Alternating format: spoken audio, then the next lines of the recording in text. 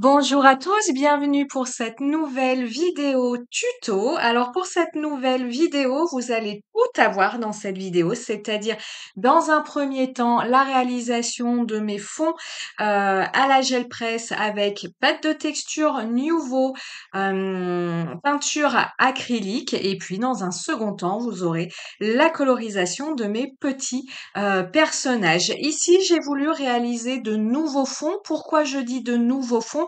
Parce que vous avez pu le voir dans de précédentes vidéos, j'avais fait des sessions gel presse avec la même technique, c'est-à-dire mélange de pâte de texture Nuvo, application de peinture acrylique avec un petit couteau et je viens comme ça prélever sur ma petite gel presse. C'est à peu près l'équivalent d'un format A5. Mais j'avais envie ici de réaliser de nouveaux fonds pour pouvoir associer la couleur de mon fond avec la couleur des petits personnages hein, que sont Pierrot et le mime. Donc un combo couleur plutôt blanc, rouge, noir. Donc je suis partie sur cette session gel presse. Alors, niveau matériel, que je vous décrive un petit peu pour ceux qui n'ont pas l'habitude de la gel presse.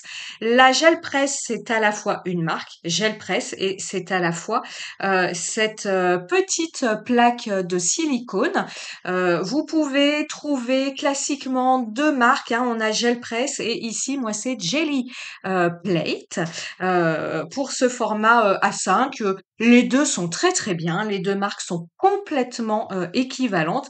Après, mon choix s'est porté en fonction de la disponibilité du produit, tout simplement parce que à l'époque, je souhaitais une petite gel presse format A5. Il s'avère que je suis finalement beaucoup plus à l'aise pour faire des fonds sur un petit format A5 comparativement à un grand format A4, voire plus. Il existe de grandes gel presse, mais je suis plus à l'aise pour gérer à la fois mes couleurs et gérer les temps de séchage nécessaires parfois ou non entre les différentes couches de matière que l'on va venir mettre sur sa gel presse. Donc c'est pour ça voilà que j'avais déjà dans un premier temps investi dans une grande plaque, mais il s'avère que je suis plus à l'aise dans avec celle-ci. Et puis la seconde raison, c'est que j'aime bien utiliser ces fonds gel presse donc pour mes réalisations, comme c'est le cas aujourd'hui. Et quand je fais un grand fond en format A4, eh bien je viens découper dedans une petite carte, un petite carte Memorydex dans ce fond. Et puis j'ai pas forcément envie de retravailler la chute de mon papier qui me reste de format A4. Donc ça reste de côté, ça prend de la place. Alors qu'un petit format A5, eh bien comme ici, je vais venir entièrement travailler mon fond. Et comme ça, je n'ai pas de gâchis de produits. Donc vous l'avez vu au niveau de la vidéo de mon fond, je viens appliquer donc de la pâte de texture Nuvo. Elle fonctionne très très très bien sur la plaque gel presse. Je vous avais fait une vidéo unboxing de différentes pâtes que j'avais achetées chez Craftelier. Donc je vous mettrai le lien en descriptif de la vidéo. Comme ça vous permet de voir les couleurs de cette pâte, enfin de toutes ces pâtes que j'ai achetées. Ici, j'utilise la couleur Mother of Pearl. Alors, c'est un, vous l'avez vu à l'écran, c'est un blanc nacré, un doré clair. C'est une couleur dorée qui est beaucoup beaucoup plus claire que la classique Indian Gold, qui est vraiment, si vous voulez un vrai doré, il faut vous diriger vers la Indian Gold. Mais ici, on a un doré beaucoup plus clair, beaucoup plus subtil, et ça me permet comme ça dans mon fond d'apporter des zones de lumière. Vous l'avez vu, je l'ai apposé au couteau, j'ai apposé ma peinture acrylique. Alors au niveau de la peinture acrylique, vous l'entendez souvent dans diverses vidéos et je le confirme également, toutes les peintures acryliques ne se valent pas dans l'utilisation de la gel presse. Il nous faut une peinture acrylique liquide, mais pas trop.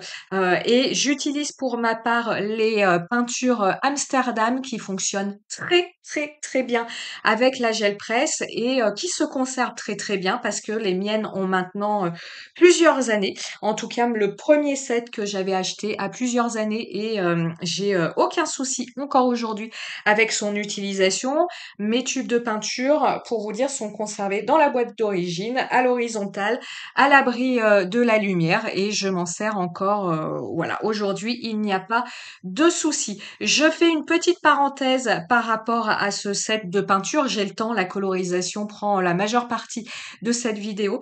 Au niveau des peintures Amsterdam, si vous souhaitez, si vous êtes intéressé par ce produit, ce que je vous conseille, et c'est ce que je vais vous mettre en lien dans l'article de blog, c'est de ne pas acheter les gros tubes de peinture qui prennent de la place et qui risquent de s'abîmer, parce que si vous faites comme moi que de la gel presse avec l'acrylique, ben ça va vous occuper un grand moment.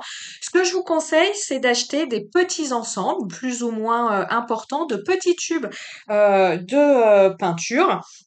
Alors je vous le dis, ils font 20 millilitres. Voilà, c'est des petits tubes de peinture et ça vous permet comme ça de tester plein de couleurs de la gamme de couleurs Amsterdam.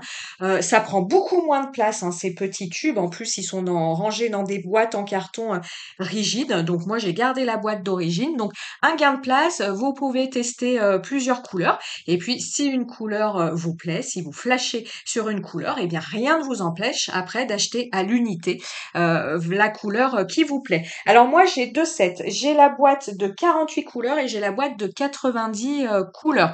La boîte de 48 couleurs est amplement nécessaire parce que dans la boîte de 90 couleurs, on a beaucoup de redondance. On n'a que des couleurs différentes, hein, dans la boîte de 90 couleurs. Mais par exemple, vous avez 5 types de blanc, un blanc un peu plus rosé, un blanc un peu plus bleuté. Pareil pour les couleurs foncées. Et pour moi qui ne me sert de l'acrylique encore une fois que pour la gel presse, pas pour coloriser, j'ai pas besoin d'autant de blanc, j'ai pas besoin d'autant de noir bleuté, noir rouge. Donc voilà, le set de 90 couleurs, je vous le conseille pas forcément. Par contre, dans le set de 90 couleurs, moi je l'avais pris pour ça, vous avez des peintures nacrées et vous avez des acryliques fluo, donc qui peuvent être vachement sympas. Et les petits tubes de 20 millilitres, sauf erreur de ma part parce que j'ai fait un petit peu de recherche, vous ne les trouvez pas à l'unité, vous ne les trouvez qu'en lot, encore une fois. Donc voilà, c'est pour ça que j'avais pris le 90 pour avoir des couleurs supplémentaires. Mais voilà, pour une initiation, le lot de 48 est amplement suffisant et vous avez des lots encore moins importants de 12 couleurs, de 24, de 36, je crois, mais tout ça, je vous mettrai dans l'article de blog qui va avec cette réalisation. Alors, la colorisation de mes petits personnages, je suis revenue à mes crayons de couleur chouchou, que sont les luminances de Caran-d'Ache. Pareil, en descriptif de la vidéo, je vous mettrai ma vidéo tuto colorisation en temps réel avec ces crayons de couleur. C'est des vidéos que vous aimez beaucoup. J'ai beaucoup de retours positifs sur ces vidéos en temps réel, donc je vous remercie beaucoup de votre enthousiasme pour ces vidéos. Donc je vais pas trop détailler cette colorisation puisque vous avez tout le détail dans cette vidéo en temps réel. Par contre, niveau matériel, ce que je peux vous détailler, c'est que je suis ici sur du papier aquarelle Florence 200 grammes qui fonctionne bien avec la colorisation au crayon de couleur à la cire, puisque les luminances sont des crayons de couleur à la cire. Un papier qui fonctionne également très bien, c'est le Pantone avec un petit peu de grain, le grain faisant que vous pouvez un petit peu plus travailler votre colorisation avec la technique du couche sur couche comparativement ici à mon papier Florence qui est beaucoup plus lisse, mais il est lisse mais il n'est pas non plus sans texture, il est quand même un petit peu à grain. C'est pour ça que je vous le dis souvent, je trouve que ce papier Florence lisse est un papier vraiment voilà, si vous pouvez pas accumuler du matériel et que vous ne souhaitez pas, je le comprends tout à fait, acheter plein de choses, le papier Florence lisse 200 grammes va être vraiment très bien pour la colorisation crayon de couleur à la cire comme ici, crayon de couleur à l'huile. Pour vos crayons de couleur aquarellables, il fonctionne également très bien. Il fonctionne plutôt pas mal avec les feutres aquarellables, même si pour des feutres aquarellables, un papier aquarelle à grains satinés est quand même mieux puisqu'on apporte quand même pas mal d'eau avec des crayons de couleur, aquarellables, mais voilà, il fonctionnerait aussi, très, très bien et puis vous pouvez également l'utiliser pour l'aquarelle, même si on est très, très, très loin des performances d'un papier, aquarelle. Encore une fois, disons que si vous ne souhaitez pas, investir dans de multiples matériels, le papier Florence, voilà, est vraiment un bon achat.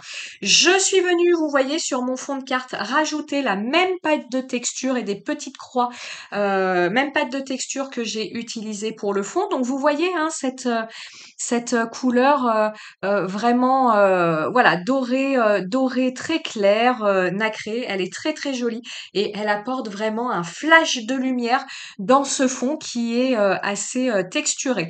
Vous l'avez vu, je suis venue, ajouter un morceau du chapiteau, sur, cette carte et pour suivre la découpe de ma carte, eh bien, je suis venue découper ma colorisation avec le même die que j'ai utilisé pour ma carte. Je suis venue découper le plus grand de ce die, hein. Vous savez, les formats cartes avec Holland Create, on a un die plus petit et un die plus grand pour pouvoir les superposer. Le plus grand, je suis venue le découper dans mon papier canson noir habituel. Et puis voilà, cette, carte est finie. Juste pour vous dire, le petit doré du canon, c'est de la peinture, dorée, Colorocolor qui est, tip top au niveau, peinture dorée. Pareil, vous aurez le lien, dans l'article de blog allant avec cette réalisation. J'espère que cette carte vous aura plu. J'espère que ces petites infos sur, la réalisation du fond et surtout le matériel vous aura comme toujours apporté et moi je vous dis à très, très bientôt. Ciao, ciao.